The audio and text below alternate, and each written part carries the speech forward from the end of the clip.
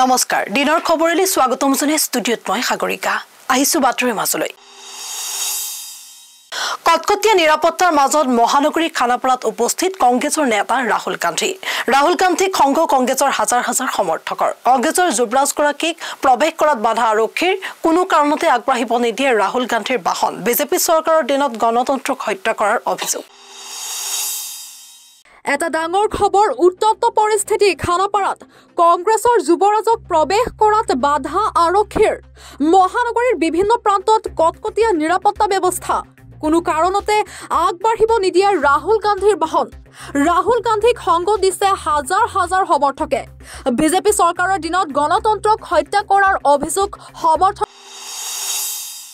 এক ভয়ংকৰ ঘটনা সংঘটিত হৈছে মৰিগাঁও জিলাৰ মৈৰাবাৰীৰ মিঠাই মলত দোকানৰ পৰা নিয়া বাকি ধন বিচৰাত সংঘটিত হয় ভয়ংকৰ ঘটনা মৈৰাবাৰী বজাৰত খাইৰুল ইছলাম নামৰ ফল বেপাৰীজনে নিজৰ পাবলকা টকা বিচাৰি যোৱাত এৰখাত আলী নামৰ যুৱকজনে এচিড আক্ৰমণ কৰে ব্যৱসায়ী গৰাকীক উল্লেখযোগ্য যে খাইৰুল ইছলামৰ পৰা 2500 টকাৰ সামগ্ৰী বাকি কৰি নিছিল এৰখাত আলী নামৰ যুৱকজনে দোকানৰ পৰা বাকি লোৱাই হল কাল পাবলগীয়া ধন বিচৰাত এচিড আক্ৰমণ ব্যৱসায়ীক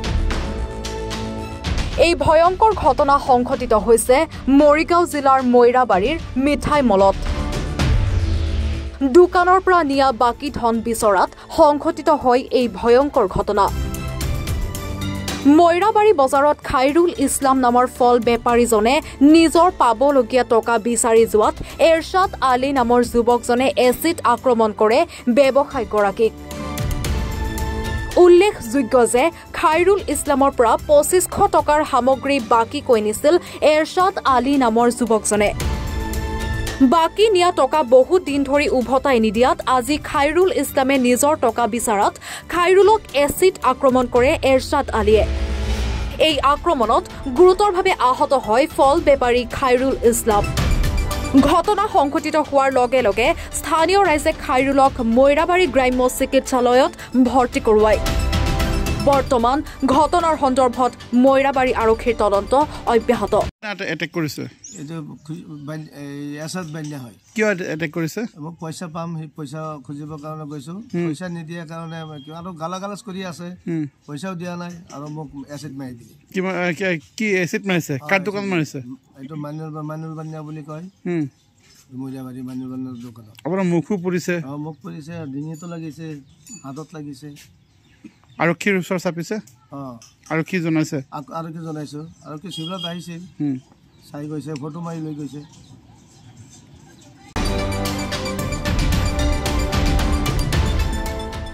মৈৰাবাৰীৰ পৰা শাহিদুৰ ৰহমানৰ প্ৰতিবেদন এনি ভাৰত নলবাৰী সমষ্টিৰ 5 নং পূব বতাকিলা গাঁও পঞ্চায়তৰ কাৰ্যালয়ত উপস্থিত হয় পঞ্চায়তখনৰ অন্তৰ্গত 269টা আত্মসহায়ক গোটৰ প্ৰায় 3000 সদস্য সকলোৰে মন লাখপতি বাইদেউ হোৱাৰ মুখ্যমন্ত্ৰী মহিলা উদ্যমিতা আঁচনিৰ অধীনত অসমৰ 39 লাখ মহিলা আত্মসহায়ক গোটৰ সদস্যলৈ সহায়ৰ হাত আগবঢ়াইছে ৰাজ্য চৰকাৰে বছৰি ন্যূনতম 1 লাখ টকা উপাৰ্জনেৰে প্ৰতিগৰাকী গ্ৰাম্য ক্ষুদ্ৰ উদ্যোগী হিচাপে প্ৰতিষ্ঠিত কৰাৰ লক্ষ্য মুখ্যমন্ত্ৰী হিমন্ত বিশ্ব শৰ্মাৰ হঠাৎ শীতৰ কুঁৱলী ফালি ওলাই আহিল শ শ মহিলা কোনোবাই যদি আহিছে ই-ৰিক্সাত কোনোবাই আকৌ আহিছে চাইকেল চলাই কোনোবাই আকৌ বেগাই খোজ কাঢ়িছে গন্তব্য স্থানলৈ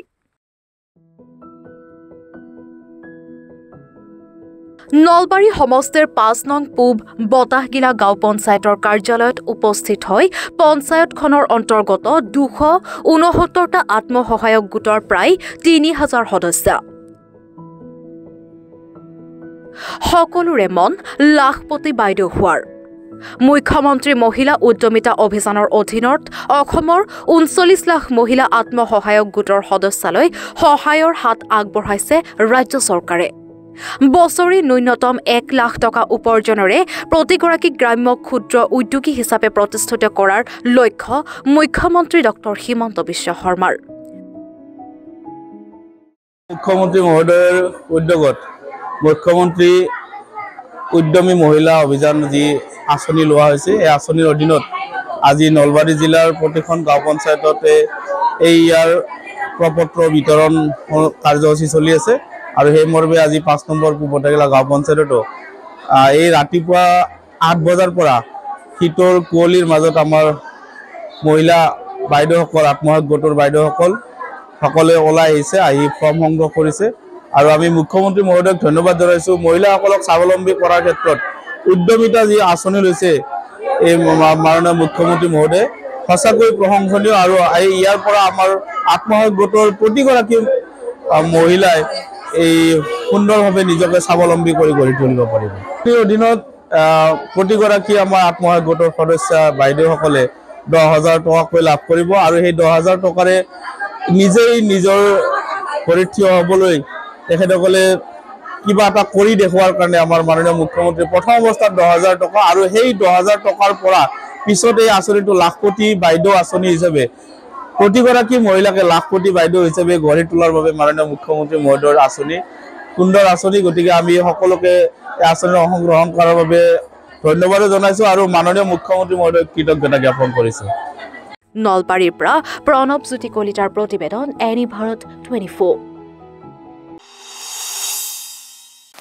গোলাঘাট জিলা দণ্ডাধীশৰ আদালতত হাজিৰ বিদ্যুৎ শইকীয়াসহ 4 সতীৰ্থ এবছৰলৈ আন্দোলন নকৰা চুক্তি স্বাক্ষৰ কৰিবলৈ হেঁচা প্ৰয়োগ চকজ নটিচ অবিহনে চুক্তিত স্বাক্ষৰ কৰিবলৈ হেঁচা প্ৰয়োগ বিদ্যুৎ শইকীয়া কোনো কাৰণতে চুক্তিত চহী নকৰাৰ ঘোষণা কৃষক মুক্তিৰ নেতাগৰাকীৰ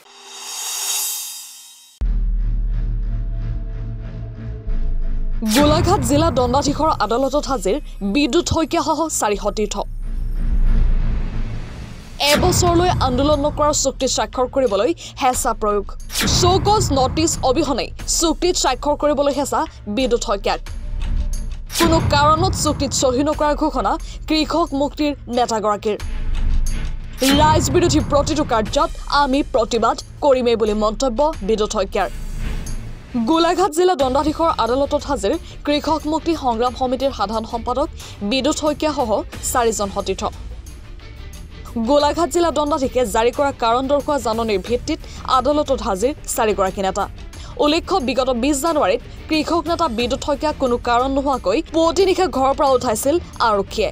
ছাত্ৰ মুক্তি সংগ্ৰাম সমিতিৰ সাংগঠনিক সম্পাদক পিণ্টু গগৈ কৃষক মুক্তি গোলাঘাট জিলাৰ সহকাৰী সম্পাদক হিৰকজ্যোতি শইকীয়া ছাত্ৰ মুক্তি গোলাঘাট জিলাৰ কাৰ্যকৰী সভাপতি অৰিন্দম তামুলী সাধাৰণ সম্পাদক ৰূপম গগৈয়ে বিদ্যুৎ শইকীয়াৰ মুক্তিৰ দাবীত প্ৰতিবাদ কৰিবলৈ আহি গ্ৰেপ্তাৰ হয় ঘটনা ৰাজহুৱা হোৱাৰ পৰৱৰ্তী সময়ত ৰাজ্যজুৰি হোৱা প্ৰতিবাদৰ ফলত নিশালৈ নেতাকেইজনক এৰি দিবলৈ পুলিচ প্ৰশাসন বাধ্য হয় থানাত আবদ্ধ কৰি ৰখা কৃষক মুক্তিৰ আটকাধীন নেতাকেইজনক বলপূৰ্বকভাৱে চুক্তিত চহী কৰিবলৈ হেঁচা প্ৰয়োগ কৰা হৈছিল খবৰ অনুসৰি কৃষক মুক্তি সংগ্ৰাম সমিতিৰ সাধাৰণ সম্পাদক বিদ্যুৎ শইকীয়াৰ নেতৃত্বত বিগত 20 জানুৱাৰীত কেন্দ্ৰীয় গৃহমন্ত্ৰী অমিত শ্বাহৰ সন্মুখত কা আইন নামানো অসমৰ যুৱকক আলফাৰ সন্দেহত এনকাউণ্টাৰ কৰা বন্ধ কৰাৰ দাবী শিলহাকুৰ পৰা খিলঞ্জীয়াক উচ্ছেদ কৰি সেই মাটিত অমিত শ্বাহ আৰু অশোক সিংঘালৰ পুতেকক অট্টালিকা বনাবলৈ অনুমতি প্ৰদান কোনোপধ্যে মানি লোৱা নহয় বিষয়ত ভুক্তভোগীৰ সৈতে উপস্থিত থাকি জবাবদিহি কৰাৰ পৰিকল্পনাৰ খবৰ লাভ কৰি বিদ্যুৎ শইকীয়াৰ লগতে সংগঠনৰ অন্য নেতাসকলক আটক কৰি থানাত আবদ্ধ কৰি মানসিক হেঁচা প্ৰয়োগ কৰে ৰাইজৰ প্ৰতিবাদত এৰি দিবলৈ বাধ্য হোৱা নেতাজনৰ ঘৰত পুনৰ 21 জানুৱাৰী তাৰিখে আৰক্ষীৰ বৃহৎ দল উপস্থিত হৈ ভৱিষ্যতে আন্দোলন নকৰাৰ চুক্তিত স্বাক্ষৰ কৰিবলৈ হেঁচা প্ৰয়োগ কৰে এবছৰলৈ আন্দোলন নকৰাৰ চুক্তিত স্বাক্ষৰ কৰিবলৈ হেঁচা প্ৰয়োগ কৰা হয় বিদ্যুৎ শইকীয়াক আনহাতে প্ৰয়োজনত চিৰদিনৰ কাৰণে কাৰাবাস খাটিব বুকুত গুলী পাতি ল'ব কিন্তু গণতান্ত্ৰিক দেশ এখনত নিজৰ বাক স্বাধীনতা আৰু প্ৰতিবাদ কৰাৰ অধিকাৰ খৰ্ব কৰি হিটলাৰী শাসন চলাব বিচৰাসকলক উৎসাহ নোযোগায় বুলি কঠোৰ সমালোচনা কৰে কৃষক নেতাগৰাকীয়ে দণ্ডাধীশৰ কাৰ্যালয়ত সতীৰ্থসহ উপস্থিত হৈ পূৰ্বৰ স্থিতিত অটল থাকি চুক্তিত কোনো কাৰণত কোনো পৰিস্থিতিত চহী নকৰাৰ স্থিতিত বাহাল থাকে বিদ্যুৎ শইকীয়াসহ আন 4গৰাকী সতীৰ্থ বিদ্যুৎ শইকীয়াৰ ভাষ্য ৰাইজৰ সপক্ষে কাম কৰক আমি আন্দোলন নকৰোঁ কিন্তু ৰাইজৰ বিপক্ষে যাব আমি চুপ বহি নাথাকোঁ প্ৰতিবাদ কৰিমেই সামাজিক দায়িত্ব লৈ ৰাইজক ঠগি শাসকৰ আঙুলিৰ ঠাচত নচা মানুহ আমি নহয় বিদ্যুৎ শইকীয়াৰ স্থিতিত সন্মান জনাই 4জন বিষয়ববীয়াই চুক্তিত চহী নকৰে বুলি স্পষ্ট মন্তব্য কৰে চাওক যিখিনি আইনৰ কথা যিখিনি প্ৰচিডিউৰ এইখিনি কথা আমাৰ সন্মানীয় অধিবক্তা ঋতুপল্লৱ শইকীয়া ডাঙৰীয়া আৰু গুৱাহাটীৰ পৰা আমাৰ সন্মানীয় শান্তনু বৰঠাকুৰ ডাঙৰীয়া দুয়োগৰাকীয়ে আমাক এইখিনি কৈছে ইতিমধ্যে আপোনালোকে গম পাইছে কিন্তু আমাৰ কথাটো হ'ল যে এই ফৰ্মেলিটিজবিলাক নোকোৱাকৈ আমাক সেইদিনাখন যেতিয়া গ্ৰেপ্তাৰ কৰি অনা হৈছিলে প্ৰথমতে আমাক ক'লে যে তোমালোকে অমিত শ্বাহ ডাঙৰীয়াৰ সন্মুখত আন্দোলন কৰিবলৈ গৈ আছা আমি তোমালোকে সেইটো কাৰণে আমি উঠাই আনিছোঁ কিন্তু থানালৈ আনি আমাক কৈছে নহয় তোমালোকে এই 107 আণ্ডাৰ ছেকশ্যন 107ত তোমালোকে বণ্ড চাইন কৰিব লাগিব কিন্তু আমাৰ স্পষ্ট কথা আমি কি এনেকুৱা কাম কৰিছোঁ যদি কোনোবাই সাম্প্ৰদায়িক মন্তব্য দিছে বিজেপি RSSে দিছে যদি সাম্প্ৰদায়িক উচতনিমূলক মন্তব্য দিছে আজমলে মুখ খুলিলে সাম্প্ৰদায়িক বিষবাস্প বিয়পায় হিমন্ত বিশ্ব শৰ্মাই মুখ খুলিলে সাম্প্ৰদায়িক কথা কয় তেওঁলোকেহে কয় আমিতো নকৰোঁ আমি ক'ৰবাত কোনোবাই প্ৰমাণ কৰিব পাৰিব নেকি আমি সাম্প্ৰদায়িক কথা কৈছোঁ বুলি আমি মাত মাতোঁ ক'ত মাত মাতোঁ অসমে বিদেশীৰ বুজা নলয় আমি মাত মাতিছোঁ অসমৰ যুৱকক এনকাউণ্টাৰ কৰা হৈছে সন্দেহৰ ভিত্তিত এটা জীৱন ধ্বংস কৰি দিয়া হৈছে তাত মাত মাতিছোঁ অসমৰ থলুৱা মানুহৰ মাটি কাঢ়ি লৈ শিলহাকুকে ধৰি অসমৰ বিভিন্ন জেগাত অমৃত শ্বাহৰ পুতেকক মাটি দি দিয়া হৈছে অশোক সিংহালৰ পুতেকে ফ্লেট বনাইছে সেইবিলাক কথা আমি মাত মাতিমেই এতিয়া সেই কথা বতৰাবিলাকত আমি ভৱিষ্যতে মাত মাতিব নোৱাৰোঁ তাৰ কাৰণে 1 বছৰ আমাৰ মুখ বন্ধ কৰিবৰ কাৰণে বণ্ডত চহী কৰাব বিচৰা হৈছে আমি থানাতো কৈছোঁ এতিয়া দণ্ডাধীশৰ সন্মুখতো কৈছোঁ আদালততো কম পৃথিৱীৰ য'তে নিয়ে ত'তে কম আমি এই বণ্ডত চহী নকৰোঁ এই অভিসন্ধিমূলক আমাৰ মুখ বন্ধ কৰিব বিচৰা হৈছে এইটো আমি কেতিয়াও নামানো আমাৰ এইটো গণতান্ত্ৰিক অধিকাৰ আমাৰ সংবিধানে দিছে আমাৰ বাক স্বাধীনতা দিছে আমি মাত মাতিছোঁ আমি ক'ত ভুল কৰিছোঁ আমি যদি মানুহৰ অসমৰ জাতিৰ কাৰণে মাত মাতিলে যে ভুল হয় আমাক মাৰি দিয়ক আমাক চিৰদিনৰ কাৰণে জেলত দিয়ক এনেকুৱা বণ্ডত আমি কেতিয়াও চহী নকৰোঁ আমাক কি কৰিব বিচৰা হৈছে মই আপোনাক এটা কথা কৈ আছোঁ এজন খেতিয়ক ধৰি লওক তেওঁ খেতিত নামাৰ আগতেই তেওঁ সোধা হৈছে তুমি কি নাঙলেৰে হাল বাবা এতিয়া আপোনালোকে চাওক খেতিয়কজনে কি নাঙলেৰে হাল বাব সেইটো নিৰ্ভৰ কৰিব বতৰ আৰু পথাৰৰ ওপৰত যদি বতৰ ভাল হয় পথাৰত যদি বোকা পানী থাকে তেতিয়াতো কাঠৰ নাঙলেৰে হাল বাব যদি মাটি টান হয় তেতিয়াহ'লে চিম্ফ নাঙলেৰে হাল বাব তাতকৈ যদি টান হয় তেতিয়াহ'লে তেওঁ প্লাউ হেৰো লগাই দিব লাগিব কাৰণ তেওঁ আমাৰ ঠিক একেই চৰকাৰৰ এটিটিউডৰ ওপৰত চৰকাৰে ৰাইজৰ ওপৰত নিৰ্ধাৰণ কৰা নীতিৰ ওপৰত নিৰ্ভৰ কৰিব আমাৰ আন্দোলন কেনেকুৱা হ'ব গতিকে যদি আমি আন্দোলন কৰিব নালাগে যদি আমি তীব্ৰতৰ কৰিব নালাগে আন্দোলন তেতিয়াহ'লে তেওঁলোকে ৰাইজৰ কাম কৰি দিয়ক কাণ আনো বুলি কৈ দিয়ক তেওঁলোকে কৈ দিয়ক যে আমি এনকাউণ্টাৰ নকৰোঁ যিবিলাক ভুলতে এনকাউণ্টাৰ হ'ল তেওঁলোকৰ পৰিয়ালবিলাকক আমি ন্যায় দিম তেওঁলোকে কৈ দিয়ক যে থলুৱা মানুহক মাটি অধিকাৰ দিম সেইবিলাক কথা কৰক তেতিয়া আমি আন্দোলন নকৰোঁ আৰু যেতিয়ালৈকে অন্যায়সমূহ আমি ডেফিনেটলি আন্দোলন কৰিম এইটো আমাক কোনো শক্তিয়ে বাধা দিব নোৱাৰে সেইটোৱে কথা আমি বণ্ডত চাইন নকৰোঁ দণ্ডাধীশগৰাকীয়ে অপকীয়াকৈ আমাক কৈছে যে তোমালোকে বণ্ডত চহী কৰি দিয়া এইটো ইমান লাফৰাত যাব নালাগে কিন্তু আমাক কোনো শক্তিয়ে নোৱাৰে আমি চৰকাৰৰ ইণ্টেনশ্যন ভালকৈ জানো আমাক কেনেকৈ ভৰি হাত বান্ধিব বিচৰা হৈছে কোনো শক্তিয়ে আমাক নোৱাৰে আমি কেতিয়াও এই বণ্ডত চহী নকৰোঁ লাগিলে আমাৰ মৃত্যুৰে শ্ৰেষ্ঠ হওক আমি চহী নকৰোঁ পৰোক্ষ কৰি সমূহ আপোনাৰ সৰ্বমুঠ 5জন যুৱকৰ বিৰুদ্ধে এটা আপোনাৰ ক্ৰিমিনেল আহিছে এটা মিছ কেছ বিবিধ গোচৰ বুলি কয় বিবিধ গোচৰ 1/24 তেখেতসকল আজি হাজিৰ হ'ব কৈছিলে মহামান্য আদালতত আমি হাজিৰ হ'লোঁ আৰু তেওঁলোকক যোনখন এখন মানে বণ্ড এখন মানে আণ্ডাৰটেকিং দিব কৈছিলে যে তেওঁ 1 বছৰলৈ কোনো ধৰণৰ আন্দোলন বা শান্তি শৃংখলা বিঘ্নিত কৰিব বা কোনো কাৰ্যত তেখেতসকল জড়িত হ'ব নোৱাৰিব তো আমি যেতিয়া আজি আদালতত হাজিৰ হ'লোঁ আদালতত হাজিৰ হৈ পেলাই ক'লোঁ যিহেতু আমাৰ ওপৰত অভিযোগ আছে আমি অভিযোগটোৰ বিষয়ে কিন্তু একো গম নাপাওঁ আমাৰ ওপৰত কোনে অভিযোগ দিছে কি লিখিছে অভিযোগটো সেই তাৰ প্ৰতিলিপি যিহেতু আমি পোৱা নাই সেই প্ৰতিলিপি নোপোৱাকৈ আমি আমাৰ অভিযোগটোৰ ওপৰত আমি আমাৰ ভাৰ্চনটো বা আমাৰ ভাষ্যখিনি আমি দাঙি ধৰিব নোৱাৰিম সেইকাৰণে আমি আদালতত ক'লোঁ আৰু আদালতে আমাৰ কথাটো শুনি পেলাই কৈছে ঠিক আছে আপোনালোকৰ এটা প্ৰতিলিপি আজি আমাক তেওঁলোকে প্ৰদান কৰিব সেই প্ৰতিলিপি প্ৰদান কৰাৰ পিছত পৰৱৰ্তী আপোনাৰ 29 জানুৱাৰী তাৰিখে এটা তাৰিখ ধাৰ্য কৰিছে সেইদিনাখন আমি আমাৰ যোনখিনি ক'বলগীয়া আছে সেইখিনি আমি লিখিত আকাৰে মহামান্য আদালতত মানে দাখিল কৰিম আৰু তাৰপিছত সেই দুইটা পক্ষ শুনানি লোৱাৰ পিছত আদালতে এই বিষয়ে এটা আপোনাৰ ৰায়দান প্ৰদান কৰিব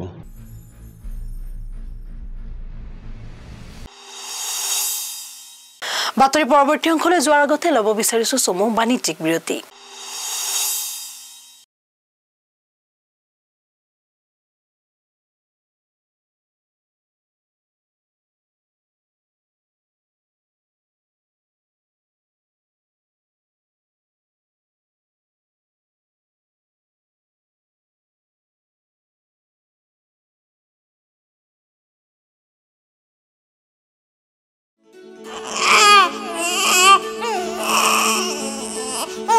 অভিনন্দন আপোনাৰ এজনী ছোৱালী জন্ম হৈছে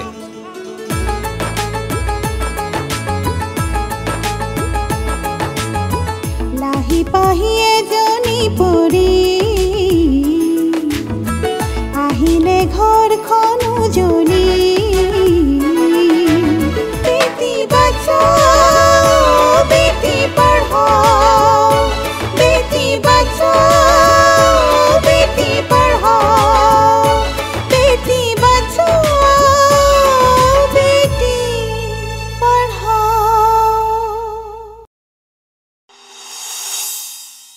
বিৰতিৰ পিছত পুনৰ উভতি আহিছো বাতৰিৰ মাজলৈ ৰাজ্যত অব্যাহত আৰক্ষীৰ নিচাজাতীয় দ্ৰব্য বিৰোধী অভিযান নিশা মানকাছৰত আৰক্ষীৰ বুজন পৰিমাণৰ নিচাজাতীয় দ্ৰব্য জব্দ ৰিপন মিয়া নামৰ ড্ৰাগছ সৰবৰাহকাৰী ঘৰত আৰক্ষীৰ অভিযান জব্দ 194টা নিচাজাতীয় টেবলেট 8টা কফ চিৰাপৰ বটল আৰক্ষী অহাৰ উমান পাই ৰিপন মিয়াৰ পলায়ন কৰে মানকাছৰ আৰক্ষীৰ সফল অভিযান ৰাজ্যত অব্যাহত আছে নিচাজাতীয় দ্ৰব্যৰ বিৰোধী অভিযান নিশা মানকাছৰত আৰক্ষীৰ বুজন পৰিমাণৰ নিচাজাতীয় দ্ৰব্য জব্দ কৰিছে আৰু ৰিপন মিয়া নামৰ যিগৰাকী লোক আছে সেই ৰিপন মিয়া নামৰ ড্ৰাগছ সৰবৰাহকাৰী গৰাকীৰ ঘৰত আচলতে চলিছিল আৰক্ষীৰ অভিযান আৰু সেই ৰিপন মিয়া নামৰ ড্ৰাগছ সৰবৰাহকাৰী ঘৰৰ পৰা উদ্ধাৰ কৰা হৈছে বুজন পৰিমাণৰ নিচাজাতীয় দ্ৰব্য আৰু জব্দ কৰা হৈছে 196টা নিচাজাতীয় টেবলেট আৰু 8টা কফ চিৰাপৰ বটল আৰু আৰক্ষী অহাৰ উমান পাই ৰিপন মিয়া বৰ্তমান পলাতক অৱস্থাত বুলি জানিব পৰা গৈছে যেটো গম পালে যে ৰিপন মিয়া আৰক্ষীয়ে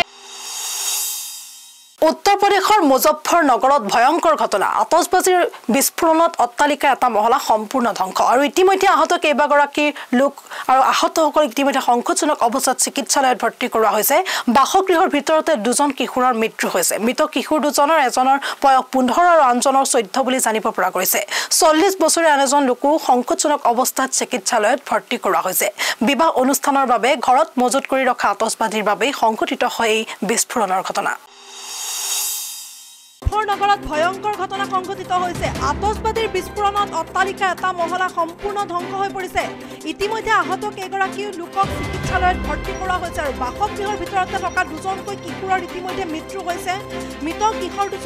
দুজনৰ এজনৰ বয়স 15 আৰু আনজন 14 বছৰৰ বুলি জানিব পৰা গৈছে 14 বছৰীয়া আন এজন লোকো গুৰুতৰভাৱে আঘাতপ্ৰাপ্ত হৈছে আৰু বিবাহ অনুষ্ঠানৰ বাবে মজুত ৰখা আতচবাজিৰ বিস্ফোৰণৰ ফলতে সংঘটিত হৈছে এই ঘটনা গোলাঘাটৰ বৰপথাৰ জামুগুৰি পথৰ সমীপত অঘটন দাউদাউকৈ জ্বলি উঠিল এখন 12 চকীয়া ট্ৰাক জামুগুৰি দলঙৰ সমীপত থকা এখন দোকানৰ সন্মুখত দেওবাৰৰ পৰা ৰখাই থোৱা আছিল সিমেন্ট ভৰ্তি ট্ৰাকখন গোলাঘাট জিলাৰ বৰপথাৰ জামুগুৰি পথৰ সমীপতে দাউদাউকৈ জ্বলিল এখন 12 চকীয়া ট্ৰাক জামুগুৰি দলঙৰ সমীপত থকা এখন দোকানৰ সন্মুখত দেওবাৰৰ পৰা ৰখাই থোৱা আছিল সিমেন্ট ভৰ্তি ট্ৰাকখন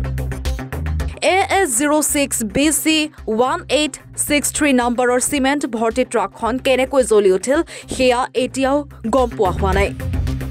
স্থানীয় ৰাইজে ততাতৈয়াকৈ অগ্নি নিৰ্বাপক বাহিনী আৰু আৰক্ষীক খবৰ দিয়ে পৰৱৰ্তী সময়ত নিৰ্বাপক বাহিনীৰ বাহন ঘটনাস্থলীত উপস্থিত হৈ জুই নিৰ্বাপন কৰে সৰুপথাৰ পৰা সুনীল বৰুৱাৰ প্ৰতিবেদন এনি ভাৰত 24